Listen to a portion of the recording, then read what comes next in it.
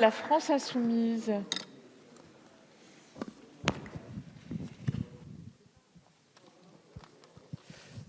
Merci, Madame la Présidente. Nous voilà au terme de débats parlementaires d'un texte que vous avez jugé et présenté comme important, à tel point que vous avez considéré pertinent d'en faire la présentation le 9 décembre, en référence à la grande loi du 9 décembre 1905. Avec le recul, la comparaison ne vous est pas flatteuse. Entre ce grand texte de 1905, qui continue à être un texte d'émancipation dont nous nous réclamons, et la succession d'articles dont nous avons débattu, il n'y a pas de comparaison sérieuse. Car, disons-le clairement, ce texte est-il utile d'abord dans la lutte contre les attentats islamistes? Non, vous l'avez dit. Ceux qui nous écoutent doivent bien comprendre que d'aucune manière, ce dont nous avons débattu pendant 15 jours aura la moindre utilité pour empêcher que certains de nos concitoyens soient frappés par des attentats de fanatiques religieux. Vous l'avez vous-même reconnu d'ailleurs, c'est le Premier ministre et les services de renseignement qui l'ont dit à l'occasion des auditions. Ce texte sera-t-il utile pour réparer ce que certains nomment l'archipélisation de la société, qui est bien réelle, l'éclatement aujourd'hui de ce qui constituait une nation qui se veut une et indivisible, mais dans une succession de réalités où, selon les quartiers, selon les villes, l'égalité des droits n'est plus une réalité. Non, c'est totalement absent de ce texte.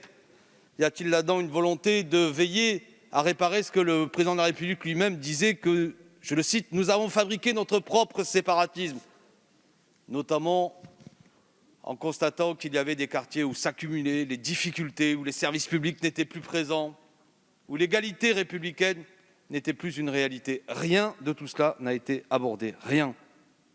Et pourtant, combien de fois l'avons-nous dit, notamment nous, et j'englobe là-dedans mon ami Éric Coquerel, élu de Seine-Saint-Denis, où nous voyons cette réalité criante, où les moyens qui sont mis à ce qui est le berceau de la République, à savoir l'école publique et républicaine, sont nettement insuffisants.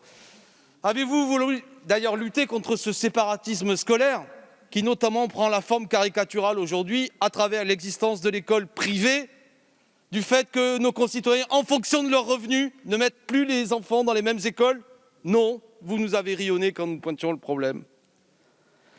Avez-vous considéré que parce que la loi de 1905, dont vous ne cessez de parler, la laïcité, sont des choses incontournables, qui doivent être défendues, qu'il était temps que cela s'applique sur l'ensemble du territoire et que cette aberration historique, qu'est l'existence du concordat d'Alsace-Moselle, soit enfin abrogée? Non, vous n'avez pas voulu, et vous avez même utilisé pour empêcher son abrogation des arguments particulièrement réactionnaires et à double tranchant, quand il m'a été répondu que c'est pour des raisons historiques que la laïcité ne devait pas s'appliquer dans 3 territoires. Méfiez-vous de cet argument, il sera retourné demain contre vous-même, parce que pour des raisons historiques, alors, si on ne respecte plus les lois de la République, alors à partir de là, chacun des propos et l'utilisation du mot de laïcité apparaît comme une manœuvre.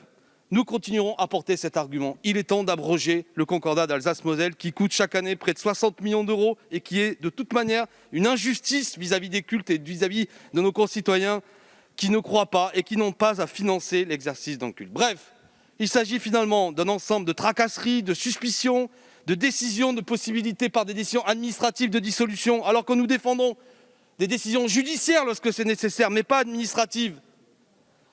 Vous fabriquez l'ère du soupçon. Des cultes auraient besoin de se justifier dans leur mode d'organisation, alors que ça n'est pas le cas. J'insiste là-dessus, vous ne m'avez pas convaincu, monsieur le rapporteur. Ça n'est pas le cas vis-à-vis des autres cultes.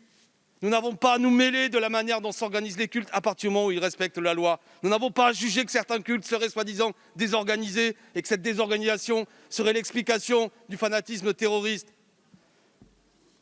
Le pire, c'est, comme je l'ai dit, ce n'est pas le texte, c'est le contexte que cela a créé, alors même de façon caricaturale à ce que certains de mes collègues des Républicains en sont allés jusqu'à reprocher qu'à l'occasion de mariages, certains de nos concitoyens dansent des danses qui ne sont pas issues de notre histoire et de notre identité, avons-nous dit, et que ces danses choquaient nos concitoyens, et qu'il fallait donc les interdire. Ne me dites pas que ce n'est pas vrai, ça a été dit.